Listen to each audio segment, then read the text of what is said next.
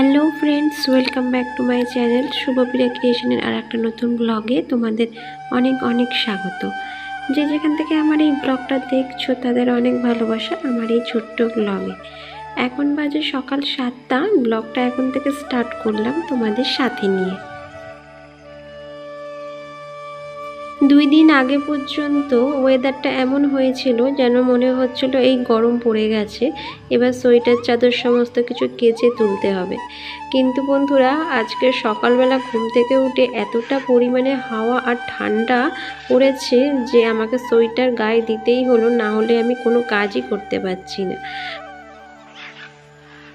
ঠান্ডার কিছু কিছু জামা কাপড় আমি কেচে আগে থেকেই তুলে দিয়েছি, মানে 2 দিন আগেই কেচে আলমারিতে তুলে দিয়েছি।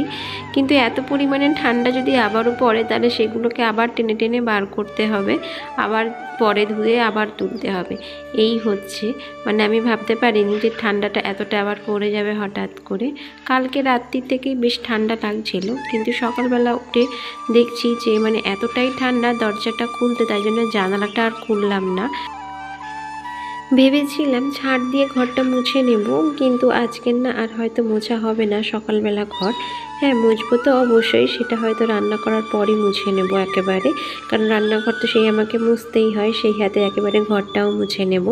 আর এখন দেখো চলে আসলাম বাথরুমে। কতগুলো কাপড় ছিল আগের দিনকারে, সেগুলো ভিজাতে। আজকের বন্ধুরা বেশি কাপড় নই, ওই 3-4টের মতো কাপড় আছে, কারণ আগের দিনকারে দুপুরবেলা স্নান করার আগে আমি বেশ কিছুটা কাপড় কেচে ধুয়ে মেলে দিয়েছিলাম, সেই জন্য আজকের আর বেশি কাপড় পরেনি। আর ওইদিকে আমার বর আর ছেলে ঘুমাচ্ছে, সেই জন্য আমি এখন নিশ্চিন্তে কাজ করছি। মানে সকালবেলা বর উঠে গেলেও ছেলে যদি ঘুম থেকে উঠে যায় না, তো আমার সব কাজেই ব্যাঘাত ঘটে, মানে একটার পর একটা কাজ ওর পিছনে আমার লেগেই থাকে। তো এখন যেহেতু স্কুলে ভর্তি হয়েছে অতটা অসুবিধা হয় না, আমি সকালে ঘুম থেকে উঠে অর্ধেক কাজ ছেড়ে রাখি, আর স্কুলে যাওয়ার পর আমি বাদবাকি কাজগুলো সারি। যেমন ওই রান্নাবান্নাটা পড়ে থাকে, তো যখন ও স্কুলে কাটায় 2-3 ঘন্টা, তো তখন সেই সুযোগে আমি রান্নাটাও করে নিই, স্নান করে নিই, আর তার সাথে ঠাকুরের পুজোটাও দিয়ে নিই।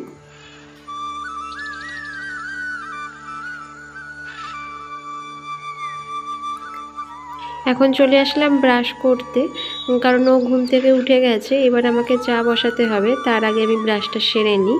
আর আমি ক্যামেরাটা দেখো কিভাবে সেট করেছি, মানে আমার মাথাটা দেখাই যাচ্ছে না, পুরো বডিটা দেখা যাচ্ছে।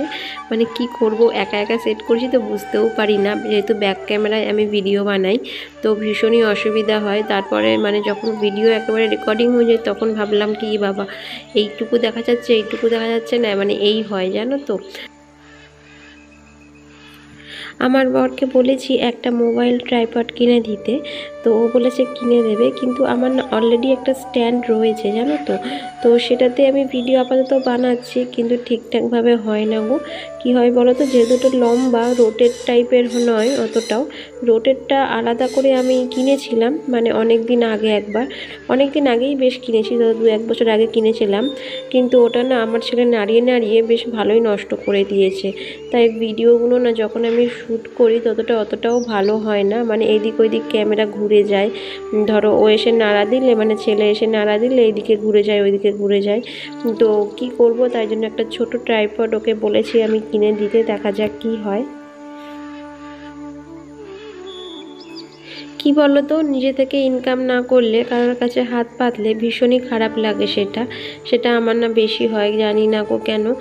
কারণ আমার মন ইচ্ছা হয় না যে আমি কারোর কাছ থেকে কিছু চাই, কিন্তু দেখো যতক্ষণ না নিজে ইনকাম করছি তখন তো বরের কাছে হাত পাততেই হয়, কিছু করার নেই। সেটা সব মেয়ের ক্ষেত্রেই হয়, শুধু আমার একার নয়।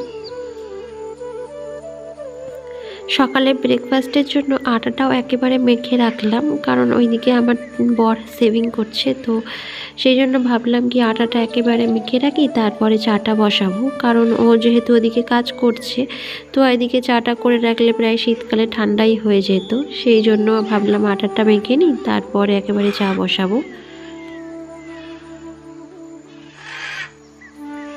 তোমাদের সাথে গল্প করতে করতে দেখো আমার চাটাও হয়ে গেছে।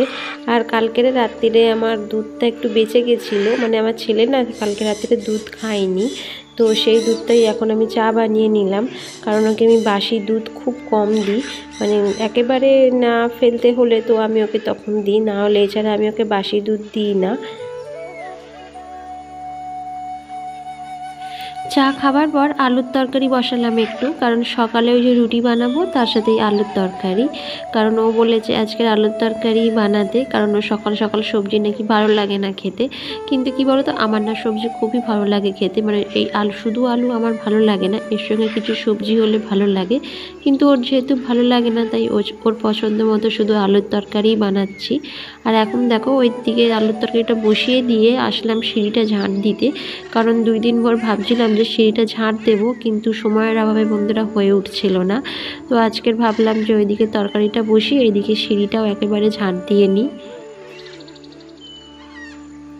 সপ্তাহে 2 দিন করে আমি এই সিঁড়ি ঝাঁট দিই, কিন্তু গতকাল রাতের থেকে এতটাই হাওয়া চলছে বন্ধুরা যে পাতা এটা সেটা এসে ধুলোবালি এসে পড়ছে, তো তার জন্য সিঁড়িটা এখন আমাকে ঝাঁট দিতেই হলো, না হলে এগুলো পায়ে পায়ে আবার সেই আমার বিছানাতেই যাবে।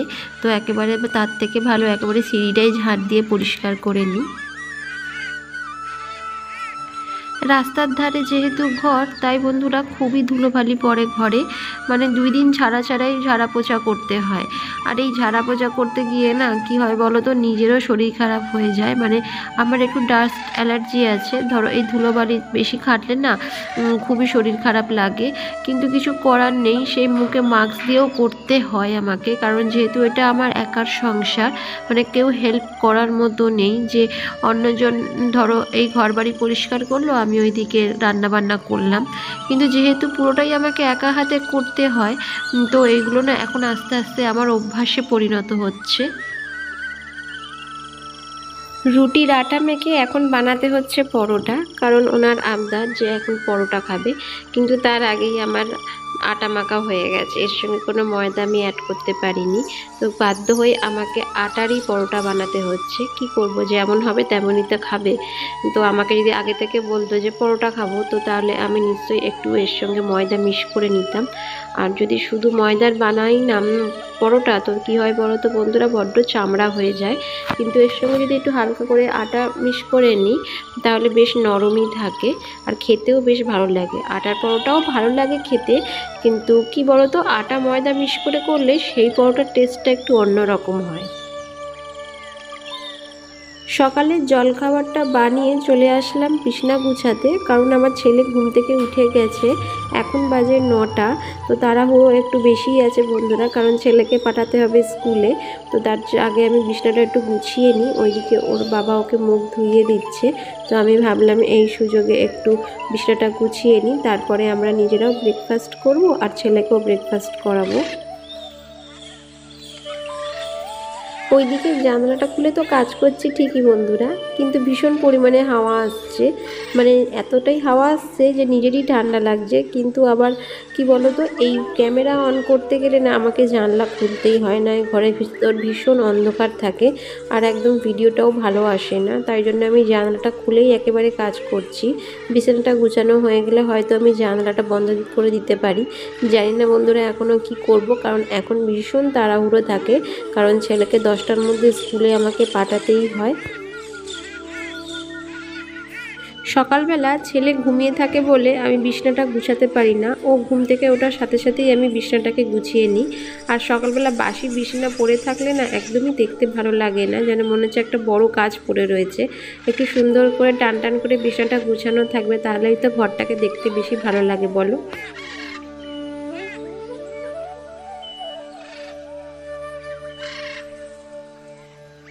এখন চলে আসলাম ছাদে কাপড় মেলতে, আর বাইরেটায় দেখছো কি সুন্দর রোদ্দুর, মনে হচ্ছে না রোদ্দুরটায় দাঁড়িয়েই থাকি, কিন্তু দাঁড়ানোর এক মুহূর্ত সময় নেই, কারণ কাপড়গুলো মেলেই আমাকে ছুটতে হবে স্কুলে ছেলেকে নিয়ে। আর ওইদিকে নারকেল গাছগুলো দেখলেই বুঝতে পারবে কি পরিমাণে বাইরে হাওয়া চলছে, ঠান্ডাটা যেন আরও জাঁকিয়ে পড়বে, তারই হচ্ছে আবহাওয়া এখন। তো চলো তাড়াতাড়ি করে কাজগুলো সারি, আর তোমরাও ভিডিওটা পুরো দেখতে থাকো। বন্ধুরা, ভিডিওর মাঝখানেই বলি, আমার ভিডিও যদি তোমাদের একটুও ভালো লেগে থাকে প্লিজ একটা লাইক করে সাবস্ক্রাইব করে দিও আর আমার সঙ্গে থেকো। জানোই তো চ্যানেলটা আমার খুবই ছোট, তোমরা একটু সাহায্য না করলে আমি কোনোদিনও এগিয়ে যেতে পারবো না।